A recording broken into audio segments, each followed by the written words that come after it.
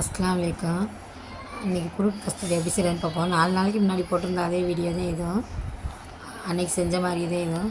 1/2 litre பாலை நல்லா காய வச்சுக்கிட்டேன். அதிலே 4 ஸ்பூன் ஜீனி போட்டுக்கிட்டேன். ஜீனி போட்டு நல்லா காய்ச்சிக்கிட்டேன்.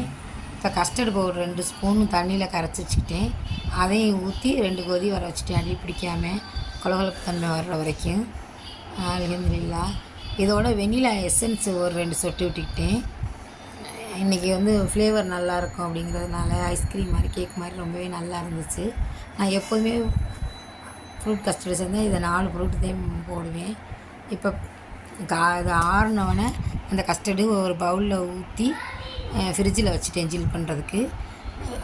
வாழைப்பழம், ஆப்பிள், பச்சை திராட்சை, மாதுளை இந்த 4 ஃப்ரூட் கஸ்டர்டுக்கு நான் எப்போதுமே போடுவேன். அல்ஹம்துலில்லாஹ். ரொம்பவே நல்லா இருந்துச்சு இன்றைக்கி இந்த மாதிரி செஞ்சது.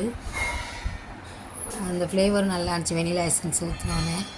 அல்ஹம்துலில்லாஹ். இன்றைக்கி நோன்பு திறக்கிறதுக்கு வெங்காய பச்சி, ஃப்ரூட் கஸ்டர்டு, பேரிச்சம்பழம், ஆப்பிள், வாழைப்பழம், நோன்பு கஞ்சி. அல்ஹம்துலில்லாஹ். பிடிச்சிருந்தா லைக் பண்ணி, ஷேர் பண்ணி, சப்ஸ்கிரைப் பண்ணி சப்போர்ட் பண்ணுங்கள். அல்ஹம்துலில்லாஹ்.